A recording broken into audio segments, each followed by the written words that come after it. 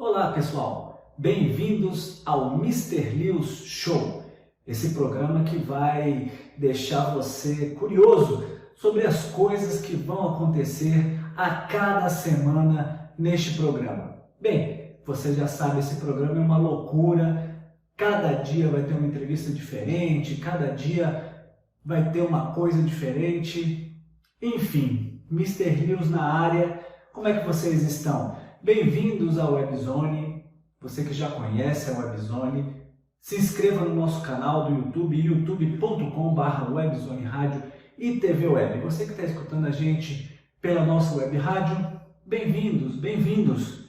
Nesse programa de estreia, o Mister Lewis Show vai trazer duas entrevistas sensacionais. Primeiro, vamos falar com a banda Kilotones. Essa banda sensacional, esses meninos fazem um sucesso. Já não são mais tão meninos, né? Já estão ficando bem velhos, já estão bem velhos. Banda independente, banda autoral, Kilotones, sensacional. E depois nós vamos falar com Rafael Campos, esse humorista que está fazendo um sucesso enorme no Instagram, com o personagem, com o apresentador do programa científico Foda-se a Ciência. Foda-se a ciência. Ele vai falar tudo sobre a sua carreira, sobre a inspiração dos personagens e você vai curtir bastante. Muita merda nesse programa, como não poderia deixar de ser. Eu dou as boas-vindas a vocês, agradeço por vocês estarem aqui e vem comigo, porque agora eu vou me limpar e a gente segue o nosso programa. Vai das entrevistas aí.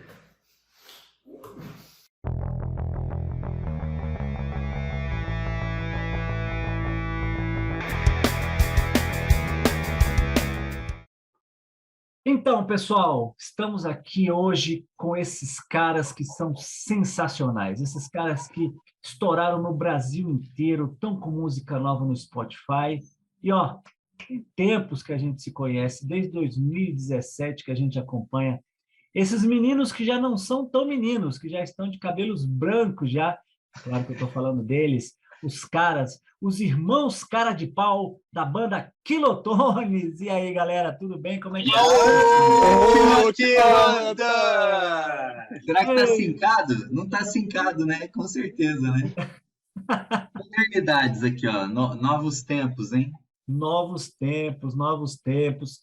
E aí, turma, como é que vocês estão? Como é que passaram pandemia, né? A gente viu aí, pandemia, quantas bandas que desistiram no meio do caminho e vocês parece que voltam fortalecidos da pandemia. Conta pra gente como é que foi essa questão da pandemia. Pô, primeiro vão dar as boas-vindas aí para todo mundo aí da Webzone, né, que tá assistindo esse vídeo. Pra gente é um prazer enorme estar aqui com você, Luiz, mandar um beijo para Tati, toda a galera aí da Webzone, que acompanha a Webzone.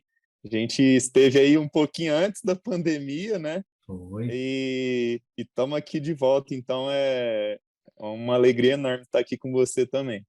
Que beleza. Então, gente, vamos falar com o mais velho, que está com seus cabelos brancos, está parecendo Aracide Almeida. Fala pra gente, meu irmão, como é que foi a pandemia? Como é que foi Kilotones? Já falaram muitas coisas do meu cabelo, que pareceu Calbi Peixoto. Já falaram muita coisa. Agora, Aracide Almeida, mesmo, você foi longe. Só na Webzone. Cara, vou te falar, a pandemia mexeu com as estruturas de todo mundo, né? No mundo todo. E, assim, acho que todo artista compôs alguma coisa na pandemia, todo artista ficou desanimado, todo artista viu novas perspectivas. Não só os artistas também, né? As pessoas tiveram que encarar essa realidade, não tinha outro jeito. Teve que encarar, né? Enfim, depois que passou, né? A gente, na verdade, a gente passou por momentos muito difíceis durante a pandemia, em termos assim financeiros mesmo. Imagina que a gente só tocava e de um dia para o outro os shows pararam e A gente teve que vender instrumentos, teve que vender. A gente tinha uma van, a gente teve que vender a van. E aí, resultado, a gente teve que fazer várias coisas curiosas para passar esse tempo. Explica o que é essas várias coisas aí, porque às vezes alguém ouve e fica fala, na imaginação. Mas ó, achar que vendeu corpo. tudo é honesto, tudo é honesto, não, Isso sem que eu ia falar. julgamento moral, sem sua julgamento moral, mas eu acho que o João Paulo quis dizer que cada um precisou ir para alguma outra especialidade que fazia, além da música, porque uma das coisas que a gente viu na pandemia é que assim, a gente já tinha noção que a indústria fonográfica no Brasil ela é precária, ela é desestruturada, não é a mesma coisa que a indústria fonográfica na Europa, a indústria fonográfica nos Estados Unidos. Aqui no Brasil, a gente viu que, além de não ser estruturada, ela é muito precária. Então, assim, por isso que quando um artista lança alguma coisa, ele tem dificuldade em rodar, tem dificuldade em rádios, por isso que Web Zone Radio é muito importante. Mas, assim, quantas Web Zone Radio consegue sustentar um trabalho durante anos, consegue fixar um público que vai ouvir novos artistas. Então, ficou muito escancarado isso na pandemia, né? Que a arte no Brasil ela é muito sucateada além da conta. E a indústria fonográfica é mais sucateada, por exemplo, que a indústria do cinema no Brasil, que a indústria do cinema pelo menos tem a Ancine, que é uma agência que regula e fomenta a indústria do audiovisual. Agora, a música não tem.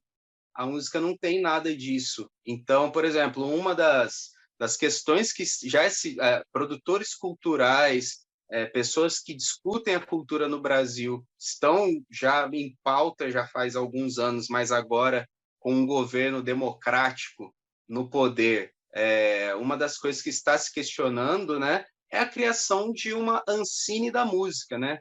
Não sei como ficaria aí uma ANMúsica, sei lá, uma agência da música, mas para ter um pouco mais de segurança para os músicos em fazer projetos, em ter incentivo, em ter regulamentação para o músico. Então, esse foi um dos motivos que o JP aí estava falando, né? Que a gente precisou ir para outras áreas, né?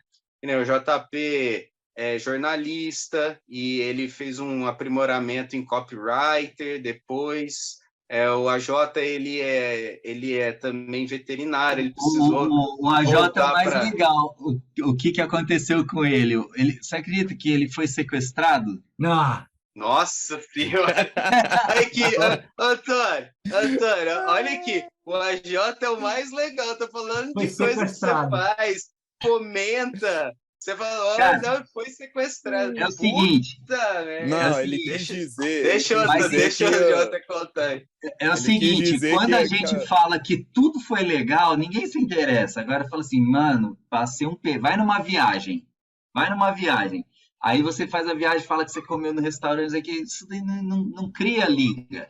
Agora fala o perrengue que você passou pra você ver. Todo mundo, quê? Como é que é? Não, mas agora eu vou deixar com ele. Conta aí, Não, cara, na pandemia foi bravo, né?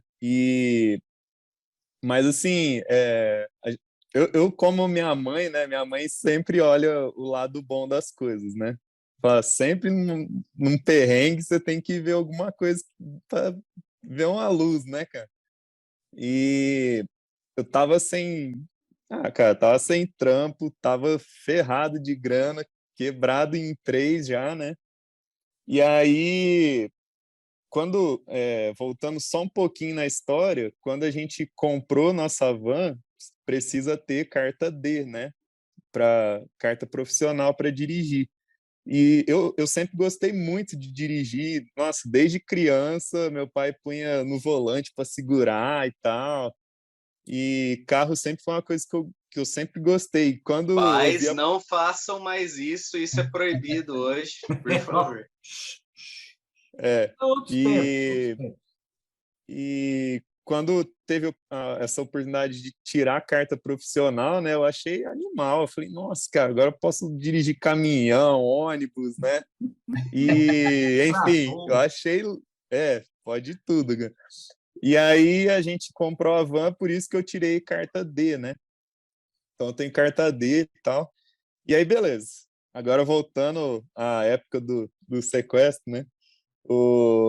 Aí tava sem grana e tal, não sei o quê, e aí trocando ideia com uma amiga nossa, ela falou, cara, tem um trampo assim, assim, assado e tal, para ser motorista de caminhão frigorífico, né? Aí eu falei assim, meu, tô aí, vamos aí, né? Como que é o esquema e tal? Aí me pôs em contato, peguei e fui, né? Aí, foi no primeiro dia e tal, era de madrugadinha, tipo 5 horas da manhã, eram os rolês, assim, ficava o dia inteiro entregando, entregando, fazendo entrega, né, cara? Viajava pra cacete, andava umas 5, 8 cidades entregando carne pra tudo quanto é lado, né? Aí, beleza, fui um dia, fui dois, fui três, o cara gostando, né? Que falou, nossa, cara, meu caminhão não quebra. Desde quando você começou a dirigir, meu caminhão não quebra mais, né? Eu falei assim, lógico que não, filho. Eu dirijo bem. Tô aqui para dirigir, não tô aqui para quebrar caminhão, né? E aí... é foda. E foi assim, foi legal, cara. Eu nunca tinha dirigido um caminhão com freio a ar, cara.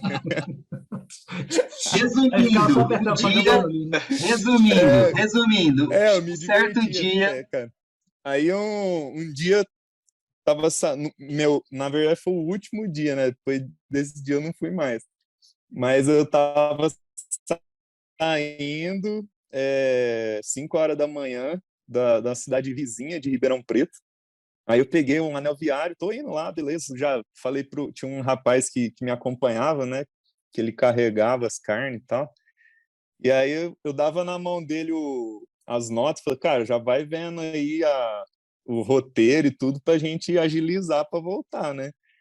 E aí o cara tava lá, mexendo nas notas e tal, pá. Aí quando veio um carro assim, cara, começou a encostar, eu falei, esse cara vai bater na gente, né? Aí eu peguei, olhei assim, só dei uma desviadinha pro lado direito, assim, e continuei. Aí ele veio de novo, no que eu olhei, cara, o cara tava com uma arma igual do Exterminador do Futuro, mano. Roubar o caminhão. Mirado assim pra mim na janela e berrava. Enfim, resumindo, parei o caminhão, a gente foi sequestrado, levou a gente para uma biboca, fiquei umas 2 horas lá sobre essa situação horrível, né, cara? O cara queria carga. O cara queria só a carga. Aí depois de 2 horas, eles libertaram a gente, soltou num pedaço de terra lá, que, sabe, cara, você fica perdidão, assim, sabe? Cara, onde eu tô e tal. Mas, assim, depois que passou, assim, nossa, cara, a única coisa que eu conseguia fazer é chorar, cara. Nossa, eu chorava, assim, que na hora você fica lá, né, de boa, assim, né, tenta manter a calma, né, até para não assustar, porque, cara, é uma molecada, assim, sabe, de 25, 30 anos no máximo, sabe? E eles lidam com isso como se fosse, tipo, um trabalho normal, cara, sabe? Isso é muito triste, né, cara? Mas é a realidade dele, né, cara? E o lance que, agora já caindo, né, no reflexo de tudo isso, foi que na hora que a gente se reuniu para compor, acho que todos esses perrengues, de uma certa forma, influenciaram nas composições novas. De uma certa forma, não. Totalmente influenciaram. Porque, a princípio, a gente começou a escrever sobre a luz. O que é? E o significado do que é luz, né? Não no sentido literal do que é a luz, mas no sentido figurado mesmo, né? Será que a luz traz essa clareza, sabe? Traz essa... a luz traz essa esperança, entendeu? E foi então que parece que, não por um passe de mágica, mas por um trabalho e também um desejo de nós, lá no fundo, da gente prosperar, a gente, no finalzinho de 2021, a gente recebeu uma ligação do Paulinho Vaz, né, que é o nosso parceiro de sempre, nosso produtor. Ele falou, cara, tô montando uma gravadora e eu não podia deixar vocês de fora e eu queria convidar vocês para gravar um EP com 4 músicas. Aí, beleza, a gente aceitou na hora, assim, falamos, né, como é que estava todo esse nosso processo, né, que a gente estava, cada um estava de um jeito, cada um estava num canto, cada um estava, né, caçando, sobrevivendo ali, né. E passou uns meses depois, a gente recebeu uma segunda ótima notícia, que a gente tinha um projeto nosso que estava tramitando desde 2017, 18, 19. 19, 18.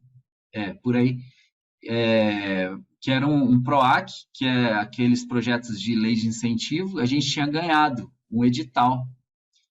E, cara, e foi tipo assim, uma notícia boa depois da outra, aí começamos já tava as notícias, né, que a pandemia já estava passando, já estava começando a voltar as coisas. Então, quando a gente entrou em 2022, já entramos cheio de novas esperanças, né, de esperanças renovadas, tal. Foi muito legal. A gente começou, já tinha feito também uma live em prol do Hospital de Câncer de Ribeirão Preto. Então, assim, parece que coisa boa foi atraindo coisa boa e culminou nessas músicas, né? Culminou nessas músicas que a gente gravou.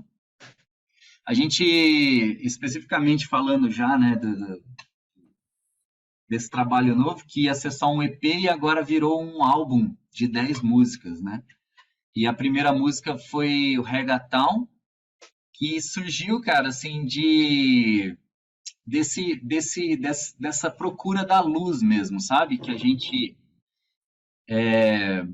realmente está é o que a gente cita na música, da gente está mesmo nas profundezas mais escuras, né, dos nossos próprios oceanos, e encontrar a luz, que na verdade a luz sempre estava dentro de nós, bastava a gente se voltar.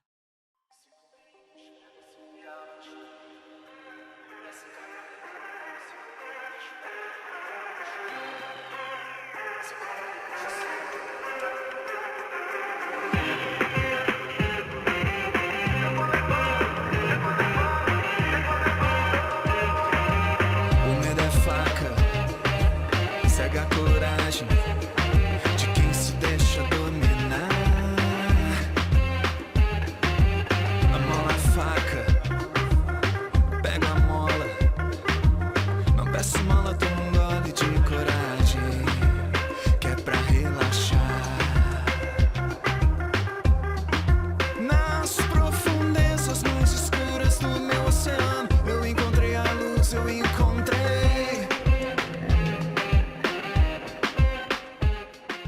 E que a gente se voltou mais, né? Quem tem humanidade, né? Se voltou mais pro que é ser humano, o que é estar à disposição do outro, o que é estar cuidando da própria saúde mental.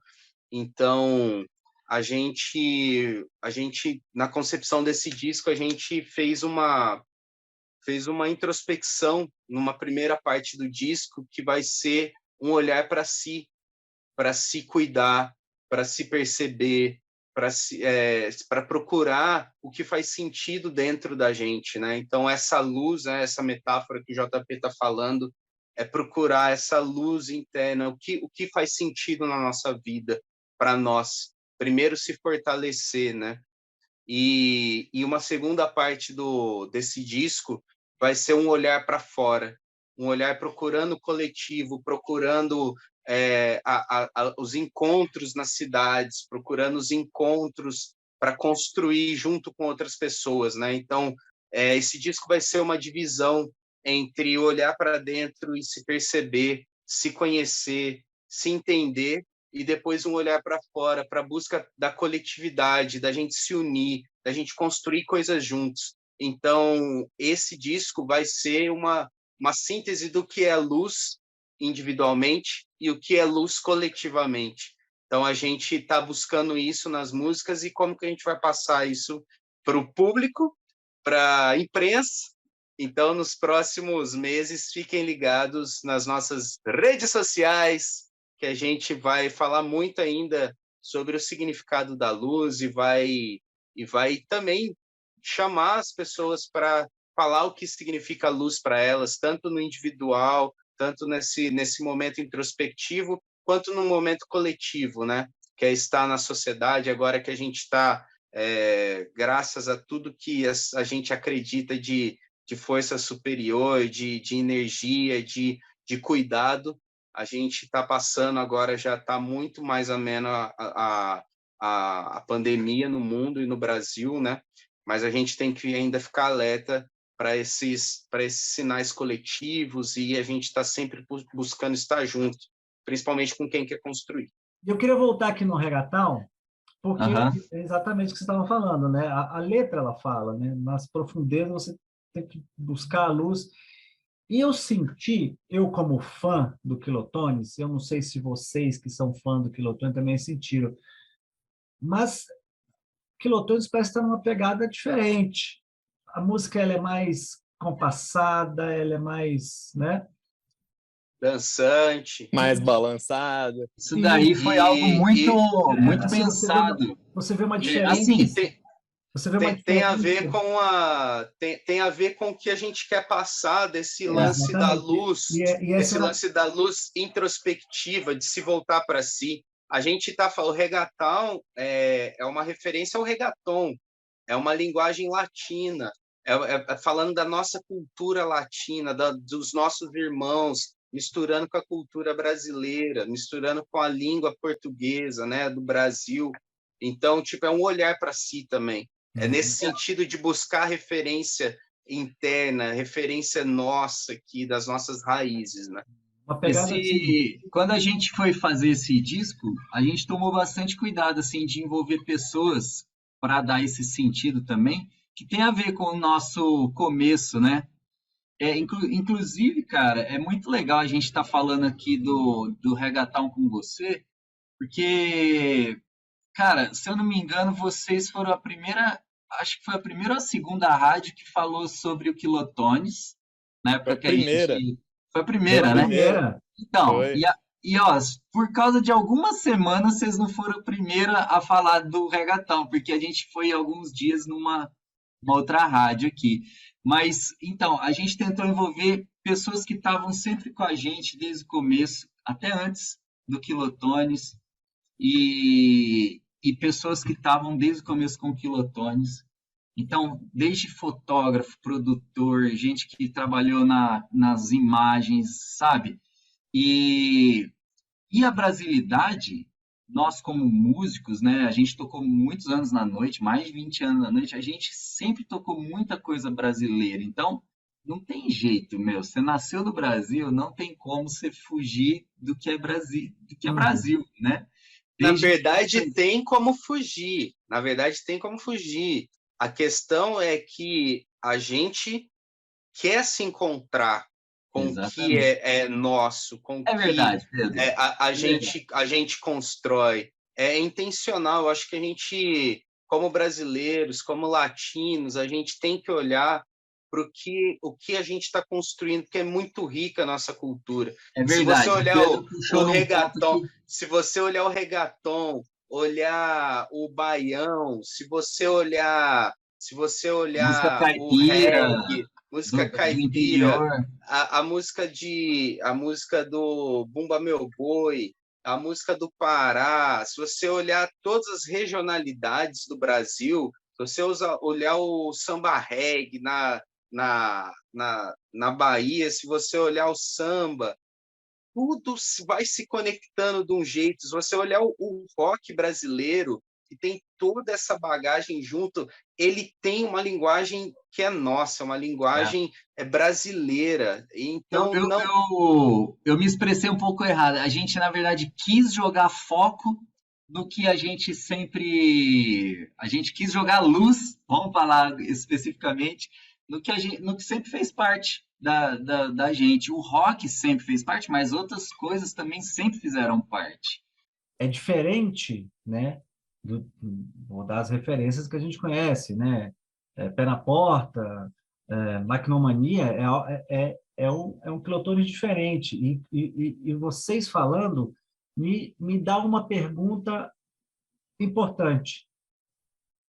Essa nova fase, digamos assim, do Quilotones é um amadurecimento do Quilotones na questão que eu digo, que você está falando, pô, a gente começou a ouvir outras coisas, outros instrumentos, outras rítmicas. É um amadurecimento criativo? É um processo que o Quilotones está passando? Eu acho que é um processo, mas é o seguinte, se você considerar que sempre quando o artista muda é um amadurecimento, vamos voltar numa questão que a gente já discutiu em outra coisa. Você vai falar que o AC/DC nunca amadureceu, então? É estranho. Apodreceu. Porque é o seguinte, depende da proposta, né? Que os caras, uma banda igual a AC/DC, se eles fizessem algo muito diferente do que eles fazem, talvez os fãs não gostariam, os fãs já esperavam. No nosso caso, eu acredito que a gente já está atingindo outros públicos, porque as nossas redes estão mostrando assim, que está crescendo muito em outras regiões, então a gente está querendo conversar com outras pessoas também. Os shows vão ganhar uma dinâmica assim, incrível, que a gente sempre busca ter shows muito dinâmicos. Então, além das coisas que são porrada, além das coisas sentimentais, que envolve as interações, também vai ter uma parte, que ficou dançante, que ficou brasileiro pra caramba, que ficou latino pra caramba. Então, a gente, como artista, quem vê o Quilotones no palco, já sente que é uma banda que gosta de dinâmica, gosta de interação. Então, para o que a gente quer fazer, acho que isso vai casar muito. Em 2023, então, o Pedroca já falou para ficar de olho nas redes sociais, que 2023 virá com toda essa nova bagagem do Quilotones, mas vocês estão com shows já marcados, já tem assim vocês podem dar um spoiler de mais ou menos de quanto em quanto tempo vocês vão lançando as próximas músicas até lançar o disco completo? Como é que está 2023 para o Quilotones? Bom, a gente tem que seguir um cronograma do projeto, né, que a gente se propôs. A gente vai fazer 9 shows no estado de São Paulo. Então, se você pedir muito aí de Pindamonhangaba, se você que é de Marília, se você que é de Osasco, então, a gente pode ir aí na sua cidade, hein? Já tem alguns lugares. Todos os shows têm que ser em São Paulo, desses 9 shows. Do projeto. Que são, né, que tem o apoio do PROAC. Mas se nada impede que a gente vai fazer outros shows que não vai ter o apoio direto do PROAC, mas que, cara, voltando ao que a gente falou, né? Esses projetos de incentivo é para dar um gás, né, na carreira dos artistas. Então, isso vai influenciar em outros shows que a gente fizer, com certeza. Então, vai impulsionar, né, indiretamente, shows aí na sua cidade que você quer ouvir. Aí em Brasília, meus amigos de Brasília, peçam Quilotones para os produtores culturais. A gente terá o maior prazer de voltar aí. A gente estava vendo um levantamento que o pessoal lá da gravadora estava fazendo. Você já está falando isso pela segunda vez, né? Não, agora está gravando. Agora que está gravando. Eu tinha falado isso antes. Antes de gravar. Estava nos bastidores. Mas Brasília está entre, acho que é a terceira cidade que mais está ouvindo Quilotones. Ficou na frente de Ribeirão, que é a nossa cidade. Ô Ribeirão Preto, hein? Ô Ribeirão Obrigado. Preto, hein? Não, vamos agradecer a galera de Brasília. A gente tem que ficar feliz com Não, as eu quero briga. Quem vai ouvir mais? Ô, Ribeirão eu não. Preto. Ô, Ribeirão Preto. Eu Agora, quero ver. agora é o treta. seguinte, a gente já tá com datas já, né? Mas é estado de São Paulo e a gente só ainda não está divulgando porque ainda está nos trâmites e tal. Mas a gente vai começar a fazer os shows propriamente dito, assim, o show completo, fechado, a partir de junho. Legal. Então, assim, até junho, esse novo show, né? esse novo show. Então, assim, a gente vai começar, a gente lançou agora o Reggaeton e agora vai começar, depois do Carnaval, fazer uma série de lançamentos também. E aí vão chegar. Vai ser esses primeiros 5, vão ser 5 músicas ser lançadas dessa primeira fase que o Pedro falou. Depois, mais 5 músicas numa segunda fase. E no total de 10 músicas o álbum. E aí a gente começa o show novo em junho, a partir de junho. Legal demais falar com vocês. Sempre é muito bom, sempre é muito divertido. Eu me sinto falando com 3 amigos de longa data. A gente tem que se juntar um dia para tomar um suco de cevada, uma Coca-Cola e assar uma carninha, para ficar Com certeza. o dia inteiro falando de música. É recíproco. Falando de música, falando de cabelos brancos, de filhos, de sequestros. Meu Deus. Só falar, tá bom. Agora tá bom. Meus amigos, como sempre, a gente fica à disposição de vocês para ajudar nessa divulgação do novo trabalho de vocês. Torcemos muito por vocês, vocês são caras assim sensacionais, têm uma qualidade musical que coisas que eu não vou me repetir, que todos já sabem. Eu adoro Kilotones, sou fã de carteirinha. Agradeço o tempo de vocês. A gente está nesse projeto novo, né? O Mr. Liu Show. Será que isso vai dar certo? Já deu. Já deu. Então já deu. Você está colocando música para a galera ouvir? Como que é? Então, já bota o Reggaeton aí que a galera vai já aprovar o programa na primeira música. Fala, porra. Pronto. Nossa. Então, vamos escutar Reggaeton do Kilotones enquanto eu me despeço dos meus amigos. Muito obrigado. Redes sociais da Kilotones. Pô, a gente quer aqui agradecer novamente, Luiz, o convite da Webzone. A gente está aqui no seu novo quadro aqui, né? E também mandar um salve aí para todos os seus ouvintes, os seguidores, para também seguir o Kilotones. Salve! Entra lá nas redes do Kilotones no YouTube, mete o play lá nos clipes, tem várias coisas legais lá no nosso YouTube e vai chegar mais coisas também. E também como que acha o Kilotones? Como tá escrito Kilotones? Nos streams, tudo, Kilotones com K. Aliás, peraí. Vê se aparece aí. Aí. Tá meio desfocado? Tá, mas Mas estilo. Jeito aqui na edição, aqui a gente é estilo. Não, é que eu acho que tá com esse fundo desfocado aqui, ó. Kilotones oficial, acha a gente. Kilotones, isso. Pode continuar, agora você começou, vai. Não, é isso, e agradecer a todos vocês que estão conferindo aqui. Sucesso enorme para a Webzone, o Luiz, com seu novo programa. Quero mandar um beijo também para todo mundo do fã-clube, inclusive tem a galera do fã-clube aí de Brasília, viu, meu? Do Catones. Catones. Obrigado. Mas a é todos isso aí. vocês. Valeu. Galera, ouçam Reggaeton e comenta lá com a gente o que vocês acharam, beleza? A gente espera vocês nos shows e tamo aí. Valeu, Luiz, é nóis. Senhores, muito obrigado. E a gente segue com o Mr. Liu Show. Profundezas mais escuras do meu oceano. Se liga, galera da Zona. este programa é especial. Esse programa ele começa 2023 de uma forma diferente, de uma forma alegre. A gente quer alegria para 2023 e nada melhor do que trazer um humorista que está fazendo um sucesso enorme no Instagram aí, mas já fazia um super sucesso também lá de onde ele mora. É claro que eu estou falando dele, do Rafael Campos, esse cara que veio lá do Sul. Barbaridade, tchê. Fala, Rafael. Beleza, cara? Certo, aí com vocês. Tudo tranquilo, tudo tranquilo. E 2023, como é que começou para você?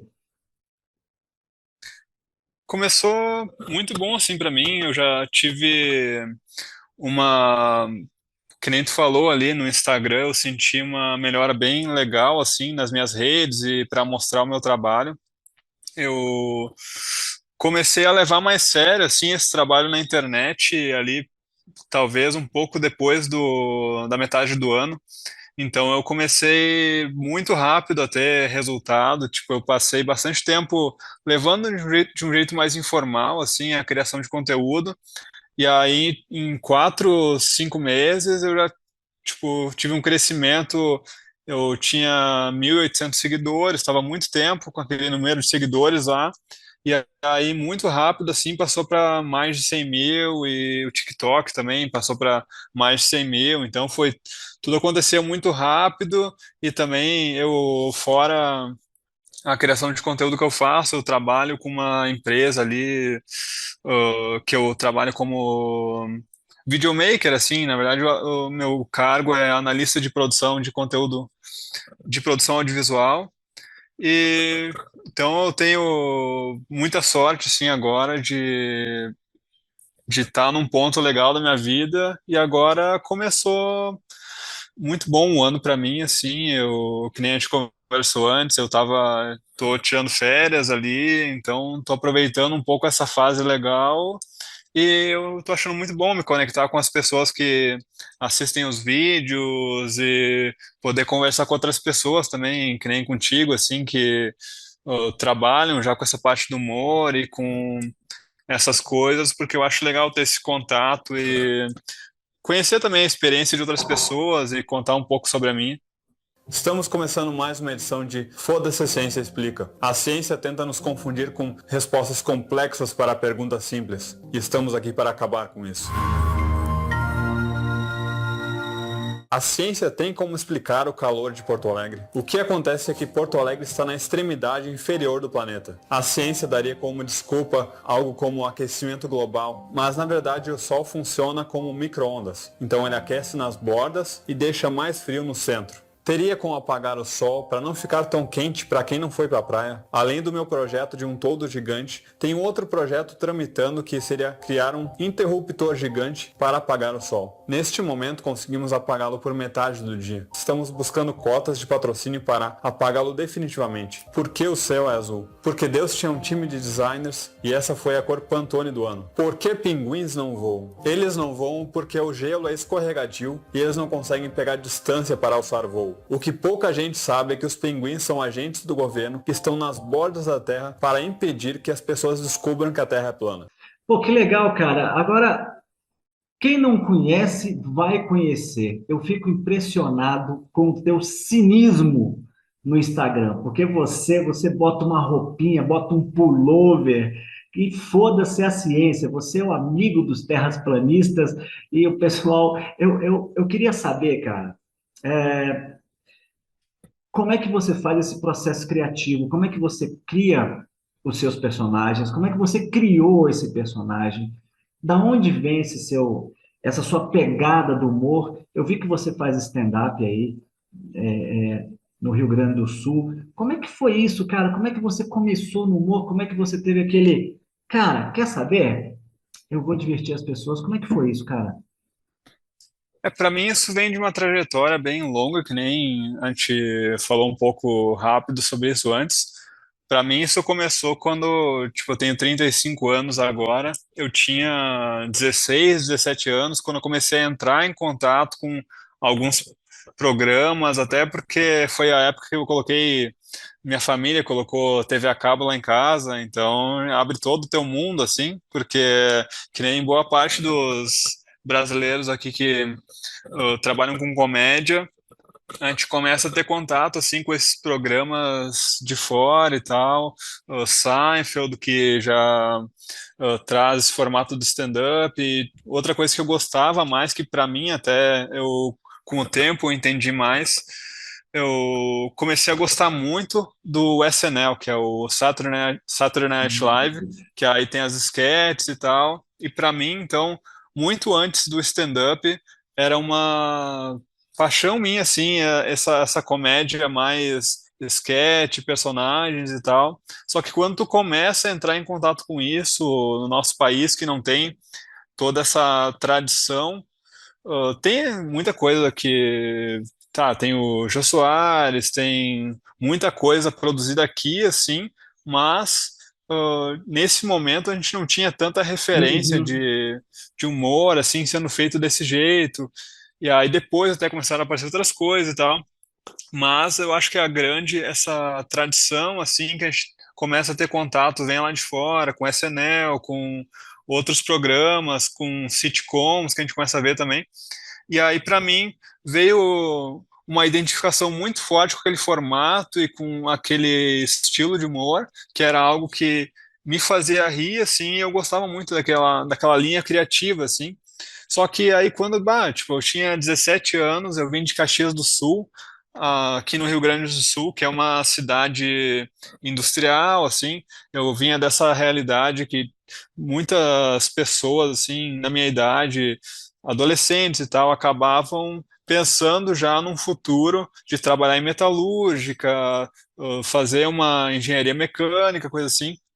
E aí eu começo a ingressar nesse universo, assim, eu faço Senai e tudo, só que aí eu já começo a ficar meio dividido, porque eu começo a ter aquela influência, assim, que eu venho da TV e disso tudo, e aí eu começo a ficar meio dividido nisso, então, ao mesmo tempo eu continuo fazendo Senai, eu entro num trabalho lá e tal, que eu até falo no meu show um pouco sobre isso, que teve uma época, quando eu tinha acho que meus 20 anos ali, eu trabalhei num site de comércio eletrônico, que depois eu fiquei sabendo que era meio que contrabando, assim. Que beleza! E aí foi uma viagem, assim, porque se procurar até na internet tem coisas sobre isso, saiu no jornal, tudo, e era uma identificação muito doida, assim, porque eu lembro que tem o Pioneiro, que é lá da Serra Gaúcha, o jornal mais conhecido, e aí eu lembro que um dia eu vi que foi apreendido um carro de contrabando, assim, tipo, pegaram 400 mil reais em mercadoria, e aí tu já tem meio que uma ideia de fama, assim, porque eu penso, olha só, é o nosso carro, sabe? Então é uma coisa que eu já começo a pensar, tipo, é legal esse reconhecimento, né? Só que não é o reconhecimento da comédia ali. E aí acabou que outra coisa que eu falo no meu show é que as pessoas falam assim, tipo, o cara ficou sabendo que era contrabando e tal, eu era novo naquela época, e aí tu pensa, tipo, tem teus princípios, não, foda-se, eu vou sair daqui e tal, só que, na verdade, eu fui demitido, sabe, então, eu não foi uma escolha que eu fiz, assim, e meio que abala a tua autoestima, assim, porque tu pensa, tipo, nem no Nem contrabando no meu crime trabalho me aceitam. E aí foi bem naquela época assim que eu não sei se tu tá ligado, sim, naquela época foi em 2011, o Rafinha Bastos fazia todo ano uma promoção, assim, um concurso de comediantes iniciantes, que era o Se Maomé não vai à montanha, a montanha traz Maomé. Que aí teve Murilo Couto, Mel Maher, que ganharam esse concurso, assim, e eu fui o último ganhador e foi em 2011. Que Então legal. foi naquela época lá assim que eu pensei, eu tive esse incentivo de, tô sem trabalho agora ali, talvez seja algo legal para tentar ali, porque eu já tive esse reconhecimento, ele me levou lá para São Paulo, eu fiz uma apresentação no Comedians, eu conheci todo aquele universo lá, então foi algo que meio que casou assim, vou tentar. Só que aí, tipo, é complicado, assim, porque quando tu volta para o Rio Grande do Sul, eu não sei como é que é, assim, em Brasília, né? Tu falou que já teve esse contato com humor, tu faz stand-up também? Também. Então tu conhece bem Tento esse. fazer. Isso aí é todo mundo assim. A gente tem essa. Stand-up é uma coisa que tu sente que tu nunca aprende completamente, É porque tu sempre verdade. está numa evolução, né? Mas aí é quando tu foge um pouco desses centros, principalmente São Paulo, assim, Curitiba já foi um centro muito forte também. Quando a gente vai para Rio Grande do Sul, Santa Catarina, imagino que Brasília também, é muito difícil de tu apresentar assim o stand-up como um formato, porque as pessoas não têm esse conhecimento maior assim com as pessoas que fazem stand-up. Então elas valorizam muito mais as pessoas que vêm de fora fazer Uhum, stand-up, e aí claro. quando alguém local tenta fazer, tu não consegue atingir o grande público, tu consegue atingir até um público local, um bar que vai produzir um show, tipo, as pessoas que estão lá vão gostar muito e tal, mas aí tu vai fazer outro show lá de novo, tu vê que caiu pela metade o público, então é muito difícil de fazer um trabalho consistente, assim, eu vejo isso porque eu não só fazia shows e faço shows, como eu produzi muitos shows também, porque quando a gente trabalha com humor, assim, é muito difícil ter uma estabilidade financeira, né? Então, para mim, ali naquela época eu comecei a fazer stand-up e eu vi, tá muito difícil porque eu tenho um mês que eu ganhei legal, assim, eu ganhei uma grana legal nesse mês, só que aí no outro mês, tipo, tá complicado, tu não consegue Hum, shows, e aí eu pensei, vou começar a produzir shows, e aí eu tive uma época muito boa lá, aqui no Rio Grande do Sul, de trazer comediantes e fazer a produção dos shows também, e aí tu acaba trabalhando esse networking também, fazendo contatos, e é algo muito bom. Só que do mesmo jeito que fazer shows é difícil de produzir, porque tu fica muito à mercê do nome que tu vai trazer, tu fica muito à mercê vai estar chovendo um dia, o público não vai, então é bem complicado todo esse cenário artístico como um todo, assim, eu entendo que teatro, música, é realmente muito difícil de fazer no Brasil é e, verdade. e mesmo em grandes centros, assim, porque quando tu vai para um grande centro, aí tu cria outros problemas, né? Porque aí tu tem muita gente fazendo, então cria toda uma concorrência, assim. Então eu cheguei num ponto ali que eu fazia shows, eu produzia shows, só que aí quando eu senti que eu não estava tendo essa estabilidade que eu queria ter, até porque eu estava ficando um pouco mais velho, assim, eu entrei em contato, assim, eu tinha alguns amigos que trabalhavam com audiovisual e eu acabei me juntando com eles, que era uma marca chamada Um Quarto, que era um coletivo audiovisual lá de Caxias, que aí eu integrei, assim, esse coletivo, acabei virando um dos sócios dessa produtora, e aí a gente trabalhava como uma produtora de audiovisual, a gente trabalhava para marcas grandes e tal, e a gente pegava esse dinheiro, nos pagava, e ao mesmo tempo a gente investia para criar conteúdos. E aí foi lá que surgiu como algo pequeno, assim, o Foda-se Ciência, que começou, eu acho que tipo uns 5 anos atrás, Caramba, e foi tem tudo naquela época, isso já, cara.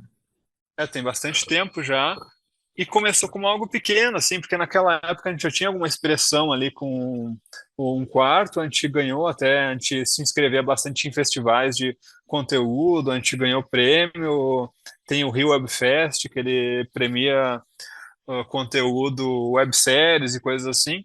Então a gente ganhou prêmios lá em festivais internacionais, a gente tinha números, a gente tinha naquela época acho que perto de 100 mil seguidores, só que a gente trabalhava muito para o coletivo, assim. Então ele começou como uma sketch e tal, depois virou uma temporada só relacionada assim com o Foda-se Ciência, que as pessoas gostavam muito já. Só que aí no final cada um foi pro seu caminho e aí depois, sozinho, eu voltei a fazer, acho que em 2020, eu voltei a fazer alguns conteúdos. Só que aí é aquilo, né? É muito difícil de fazer conteúdo para internet, porque é muito difícil tu chegar no público que gostaria Uhum. do teu conteúdo. Então é muito complicado assim tu julgar as pessoas que criam conteúdo e trabalham com arte na internet, porque tem muita gente boa ali que tem um conteúdo de qualidade que nunca conseguem chegar a esse grande público, porque tu fica meio que refém do algoritmo, do Uhum. que eles esperam que tu faça e tal. Então, eu nesse tempo aí também eu comecei a trabalhar numa empresa, que era uma empresa que eu entrei como videomaker e tal. E aí nesse tempo eu entrei no setor de marketing e ali eu comecei a aliar muito o que eu aprendi lá com a criação de conteúdo também. Então eu acho que quando eu comecei ano passado ali a voltar a me concentrar no Foda-se Ciência, em outros conteúdos, eu fiz de uma maneira muito mais organizada, assim, muito mais estruturada, tanto que foi muito rápido, assim, que nem eu tinha comentado contigo ali. Eu acho que em talvez 6 meses eu passei de 1.800 seguidores para mais de 100 mil, assim, e para mim foi muito. É difícil também tu dar esse pulo tão grande, porque era muito parecido com o que eu já fazia quando eu tinha 1.800 seguidores, e aí tu pensa, tá, por que não dava certo antes, sabe?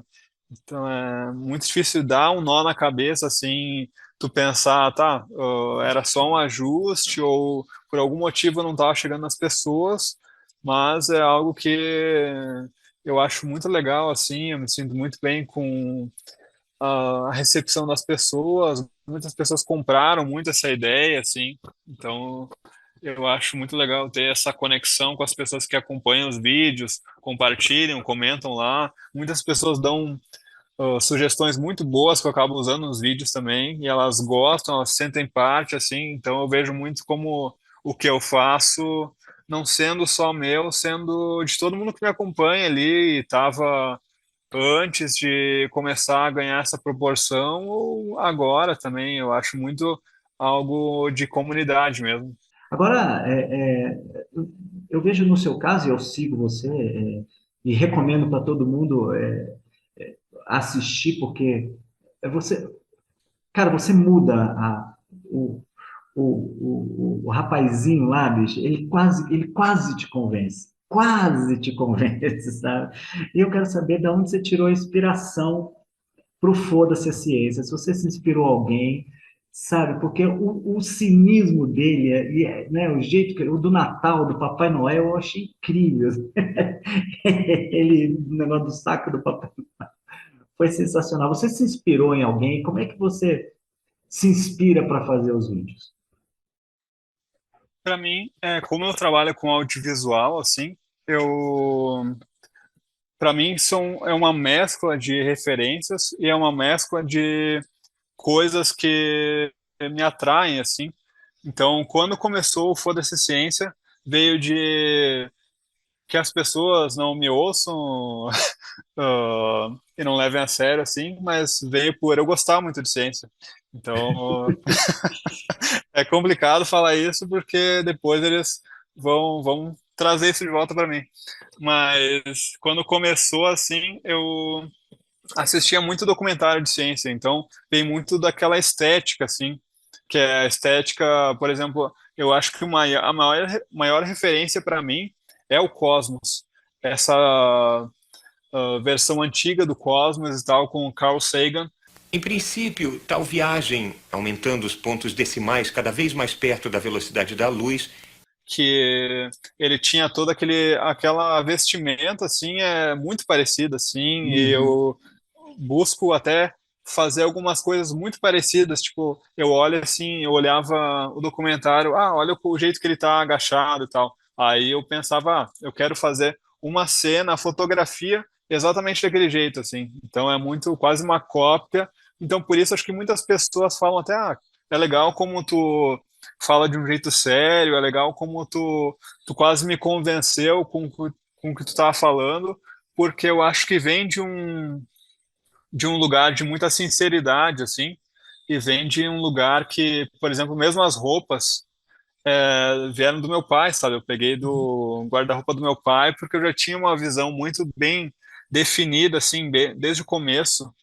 Então, eu acho que vem de coisas que eu gosto e por mais que eu esteja distorcendo aquela visão, assim, falando o contrário, tipo, de ser um tópico que eu gosto, eu estou falando daquilo de um lugar de admiração mesmo, porque eu estou falando sobre aquilo, sobre coisas que eu gosto e com uma estética que eu gosto, com uma linguagem que eu gosto. Então, por mais que eu esteja fazendo piada com aquilo, eu acho que é muito verdadeiro. Legal. E eu tenho uma pergunta para te fazer. Eu não sei se eu me perdi no meio do caminho, mas aquele cientista do Foda-se a Ciência, ele tem um nome? Esse é uma questão complicada, É, assim, é um porque mistério. a ideia, assim, É para deixar ele no mistério. é um problema que eu tive até com isso, porque quando eu comecei a fazer ele, a ideia era que fosse algo conceitual, assim, era que fosse, o apresentador. Ele não teria um nome, tipo o Clint Eastwood em alguns filmes, que ele é o Homem Sem Nome, que é uma coisa assim, seria o apresentador, só que quando eu comecei a fazer fora de um quarto lá, que era aquele coletivo que eu tinha, eu comecei a fazer isso de um jeito que me deixava muito próximo do personagem. Então, muitas pessoas confundiam, ou ainda hoje me chamam, o Rafael. Então, é difícil para mim, assim, não ter colocado um nome. Eu vejo isso agora, porque eu faço outros personagens também, e aí acaba que todos associam comigo, assim. Então, eu acho que isso é uma coisa que talvez eu teria analisado melhor se eu tivesse olhado, mas eu não tinha como saber também que teria todo esse tempo, assim, de personagem, que eu ia manter ele por todo esse E que tempo. ele faria tanto sucesso, E né? exato. Em algum ponto, assim, eu cheguei a conversar com o meu parceiro de criação lá por muito tempo, que ele está muito bem hoje, é o Eric Clapton ali, e a ideia dele, vamos achar um nome pro personagem e tal. Então, em algum ponto, a nossa ideia foi chamar de Carlos, que aí seria O uma Carlos. referência bem direta ao Carl Sagan.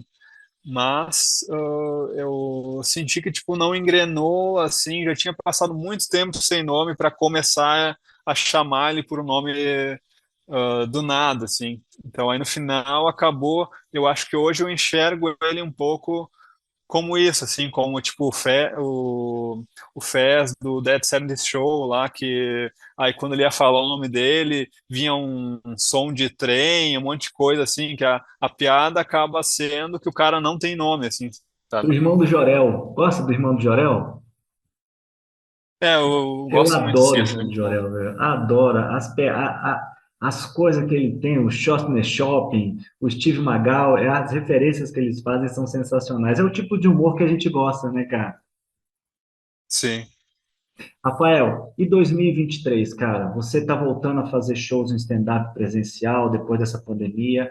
Como é que estão os planejamentos para o Rafael? Como é que está o Instagram? Você vai continuar? Eu vi que você está com personagens que para mim são novos, lá de repente você já está com eles há algum tempo, que é o advogado e o coach, que também são sensacionais, né? E você usa muito, eu vejo você usar muito o cinismo, né?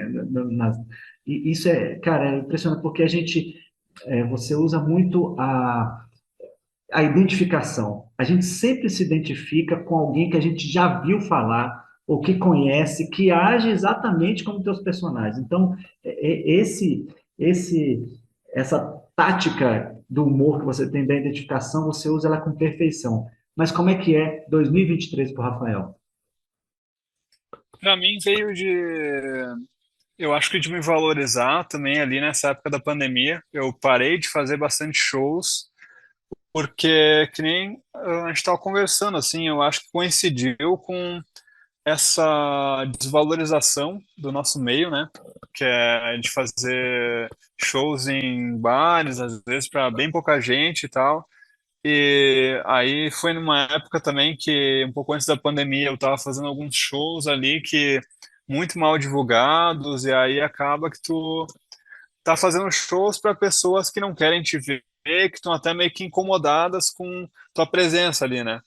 Então, eu acho que a pandemia foi algo para minha carreira foi bom dar essa distanciada assim, que eu parei de fazer shows ali, fiz bem poucos shows e para me valorizar também, porque hoje em dia eu olho assim, vão me chamar para fazer um show em algum lugar, e eu acho que as condições não estão ideais. Eu estou numa condição muito mais saudável, assim, de me valorizar e valorizar meu trabalho para falar, não, desse jeito eu não vou fazer. E Uhum. eu prefiro ficar em casa e curtir o tempo com a minha namorada ali, fazer, trabalhar no meu conteúdo, do que fazer algo que eu não acredito, né? Então, agora, para mim, eu estou entrando numa nova fase que seria fazer tudo que eu faço de uma maneira mais organizada, assim. Então, eu acho que o foda-se a ciência é algo que eu gosto muito de fazer e eu acabei redescobrindo, assim, essa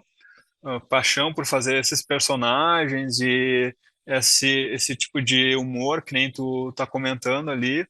E aí, para mim, então a ideia é fazer algo muito mais organizado para manter uh, esse entretenimento das pessoas que conheceram meu trabalho e tentar chegar em novas pessoas também e levar isso como um trabalho mesmo, de uma maneira mais profissional e também chegar num ponto ali que eu já separo algumas ideias ali de vez em quando. Eu tinha um show solo que eu fazia de stand-up e eu fiz ali um pouco, mas eu acho que eu estou num ponto de me reinventar, assim, de fazer um show, de levar o Foda-se Ciência, os outros personagens que a gente falou, do Orval ali, que é o advogado, e levar isso junto com o stand-up, e não só stand-up. Então, a minha ideia é continuar trabalhando para crescer esse público que conhece meu trabalho, que gosta do meu trabalho, para levar ele para o modo físico também, levar ali para encontrar a plateia no teatro, talvez em algum bar, mas eu me relaciono muito mais hoje em dia com o teatro. Eu gostaria de fazer o stand-up, o Foda-se Ciência, de uma maneira muito mais teatral, assim, quase levar esse ambiente dos vídeos para o teatro, assim, ter Uma todo boa, hein? um Legal, cara. Boa. cenário, ter trilha sonora, tudo. Minha ideia é, tipo, as pessoas chegarem lá e pensarem, eu tô vendo, tipo, uma peça de teatro aqui, que eu acho que é algo que hoje eu vejo muito mais uma identificação comigo, assim. Então, para mim, essa é a ideia, assim, é levar tudo que eu aprendi nesse tempo e fazer o que eu já fazia, mas de uma maneira melhor e, ao mesmo tempo, fazer de um jeito que eu me sinta bem, assim, fazendo e conversar com as pessoas que gostam do meu trabalho, assim, conhecer o trabalho de novas pessoas. E eu acho que para mim essa é a minha visão de 2023. Eu pegar o que teve de bom nos últimos anos e melhorar, assim, o que não foi tão bom. Beleza. Rafael, como é que o pessoal faz para te encontrar nas redes sociais? Eu acho que o mais certo ali para mostrar o meu trabalho é o Instagram ali, o arroba o Rafael Campos, mas pode me encontrar também no TikTok, eu posto conteúdo lá também, que é o Rafael Campos também.